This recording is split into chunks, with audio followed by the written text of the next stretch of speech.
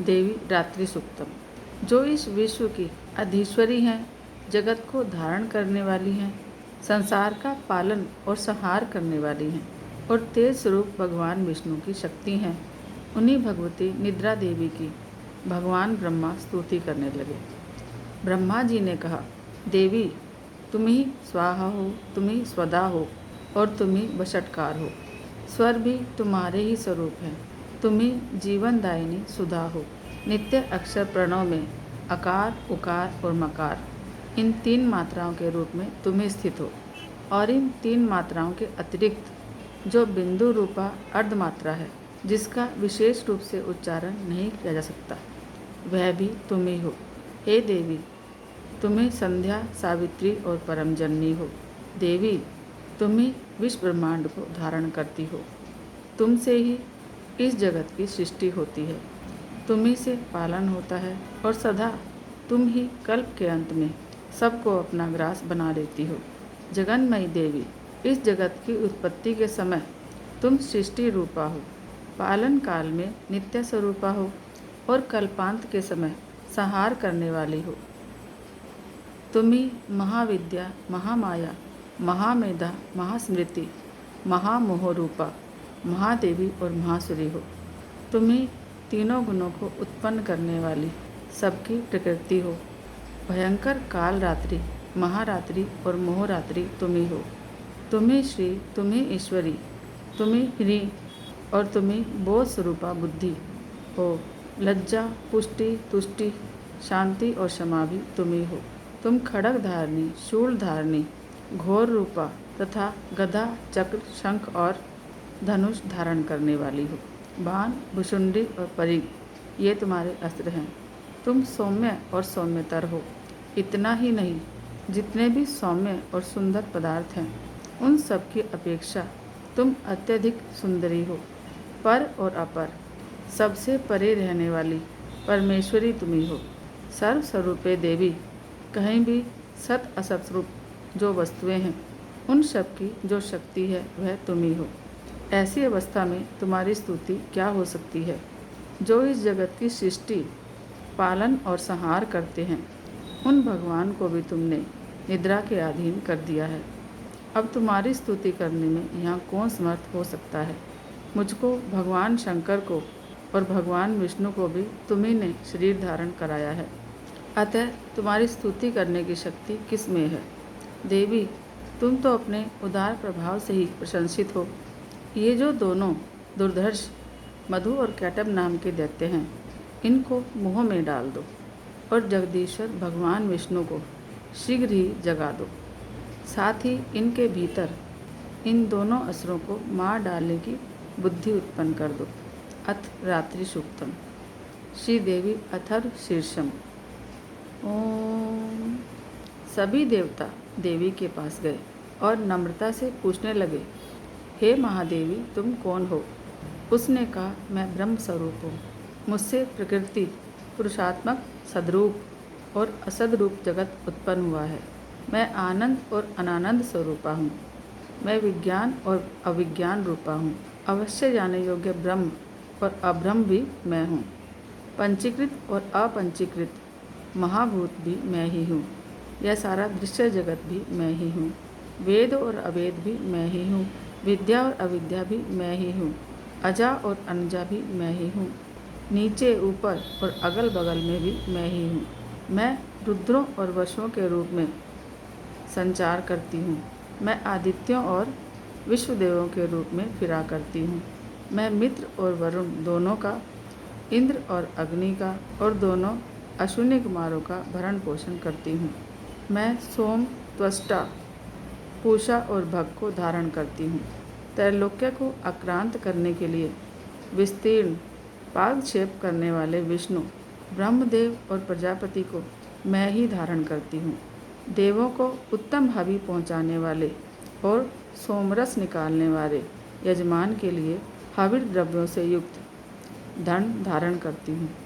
मैं संपूर्ण जगत की ईश्वरी, उपासकों को धन देने वाली, ब्रह्म रूप और यज्ञाओं में यानी यजन करने वाले देवों में मैं ही मुख्य हूँ। मैं आत्मस्वरूप पर आकाश आदि निर्माण करती हूँ। मेरा स्थान आत्मस्वरूप को धारण करने वाली बुद्धिवृत्ति में है। जो इस प्रकार जानता है वह दैवी संपत्ति लाभ करता है। तब उन देवों ने कहा, देवी को नमस्कार है। बड़े बड़ों को अपने अपने कर्तव्य में प्रवृत्त करने वाली कल्याणकर्त्री को सदा नमस्कार है। गुण साम्य अवस्था मंगल रूपिणी देवी को नमस्कार है। नियम युक्त होकर हम उन्हें प्रणाम करते हैं।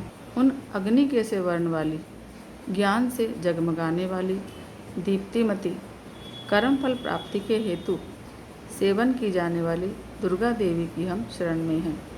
असुरों का नाश करने वाली देवी तुम्हें नमस्कार है। प्राण रूप देवों ने जिस प्रकाशमान वैखरी वाणी को उत्पन्न किया उसे अनेक प्रकार के प्राणी बोलते हैं। वह कामधेनु तुल्य आनंददायक और अन्न तथा बल देने वाली वाग रूपिणी भगवती उत्तम स्तुति से संतुष्ट होकर हमारे पास आएं। काल का विनाश करने वाली वेदों द्वारा स्तुति की हुई विष्णु शक्ति, स्कंद माता ब्रह्म शक्ति, देव माता अदिति और दक्ष कन्या सती, पापनाशनी कल्याणकारिणी भगवती को हम प्रणाम करते हैं। हम महालक्ष्मी को जानते हैं और उन सर्वशक्ति स्वरूपिणी का ध्यान करते हैं। वह देवी हमें उस ज्ञान ध्यान में प्रवृत्त करें। हे दक्ष, आपकी जो कन्या अदिति है वे प्रसूता हुई और उनके मृत्यु रहित कल्याण में देव उत्पन्न हुए। काम यानी क, योनि यानी ए, कमला यानी ई, वज्रपानी इंद्र यानी ल, गुह्य यानी ही, ह स यानी कि वर्ण, मातृश्वा वायु यानी क, अभ्र यानी ह, इंद्र यानी ल, पुनः गुह्य यानी ही, स क ल, वर्ण और माया यानी यह सर्वात्मिका जगन माता की मूल विद्या है और वह ब्रह्म रूपिणी है। शिव शक्ति भेद रूपा, ब्रह्मा विष्णु शिवात्मिका, सरस्वती लक्ष्मी गौरी रूपा, अशुद्ध मिश्र शुद्ध उपासना आत्मिका, समरसीभूत शिव शक्त्यात्मक ब्रह्म स्वरूप का निर्विकल्प ज्ञान देने वाली सर्व तत्वात्मिका महात्रिपुर सुंदरी, यही इस मंत्र का भावार्थ है। यह मंत्र सब मंत्रों का मुकुटमणि है और मंत्र शास्त्र में पंचदशी आदि श्री विद्या के नाम से प्रसिद्ध है। इसके 6 प्रकार के अर्थ अर्थात भावार्थ, वाच्यार्थ, संप्रदायार्थ, लौकिकार्थ, रहस्यार्थ और तत्वार्थ नित्य षोडिका अर्णव ग्रंथ में बताए गए हैं। इसी प्रकार वरिवश्या रहस्य आदि ग्रंथों में इसके और भी अनेक अर्थ दिखाई देते हैं।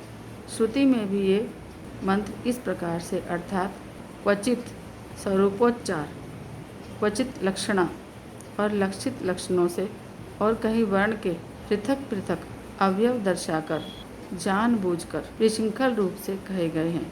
इससे यह मालूम होगा कि ये मंत्र कितने गोपनीय और महत्वपूर्ण हैं।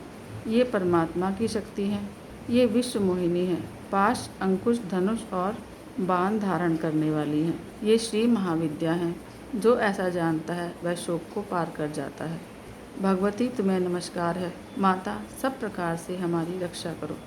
मंत्र दृष्टा ऋषि कहते हैं, वही ये 8 वसु हैं, वही ये 11 रुद्र हैं, वही ये 12 आदित्य हैं, वही ये सोमपान करने वाले और सोमपान ना करने वाले विश्वदेव हैं, वही ये यातुधान यानी एक प्रकार के राक्षस, असुर राक्षस, पिशाच यक्ष और सिद्ध हैं, वही ये सत्य रज और तम हैं, वही ये ब्रह्म विष्णु और रुद्र स्वरूपिणी हैं, वही ये प्रजापति इंद्र मनु हैं, वही ये ग्रह नक्षत्र और तारे हैं, वही कला काष्ठ आदि काल रूपिणी हैं, उन पाप नाश करने वाली, भोग मोक्ष देने वाली, अंतरहित विजय अधिष्ठात्री, निर्दोष शरण लेने योग्य कल्याणदात्री और मंगल रूपिणी देवी को हम प्रणाम करते हैं। वियत आकाश यानी ह तथा ईकार से युक्त बीतिहित अग्नि र सहित अर्धचंद्र से अलंकृत जो देवी का बीज है वह सब मनोरथ पूरा करने वाला है। इस प्रकार इस एकाक्षर ब्रह्म ही का ऐसे यति ध्यान रखते हैं जिनका चित्त शुद्ध है, जो निर्तिश आनंदपूर्ण और ज्ञान के सागर हैं। यह मंत्र देवी प्रणव माना गया है। ओंकार के समान ही यह प्रणव भी व्यापक अर्थ से भरा हुआ है। संक्षेप में इसका अर्थ इच्छा, ज्ञान, क्रियाधार रूप, अद्वैत, अखंड, सच्चिदानंद, समरसीभूत, शिव शक्ति स्फूर्ण है।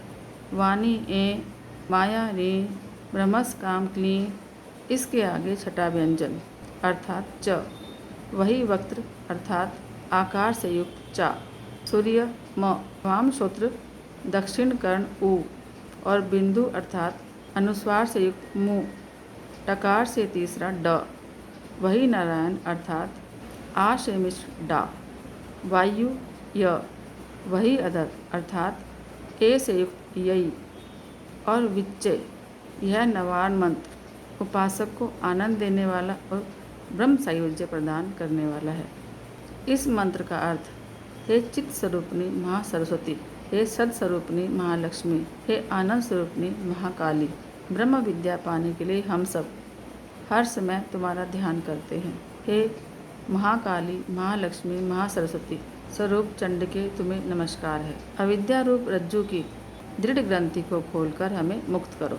ऋत कमल के मध्य में रहने वाली, प्रातःकालीन सूर्य के समान प्रभा वाली, पाश और अंकुश धारण करने वाली, मनोहर रूप वाली, वरद और अभय मुद्रा धारण किए हुए, ऐसे हाथों वाली, 3 नेत्रों से युक्त, रक्त वस्त्र परिधान करने वाली और कामधेनु के समान भक्तों के मनोरथ पूर्ण करने वाली देवी को मैं भजता हूँ।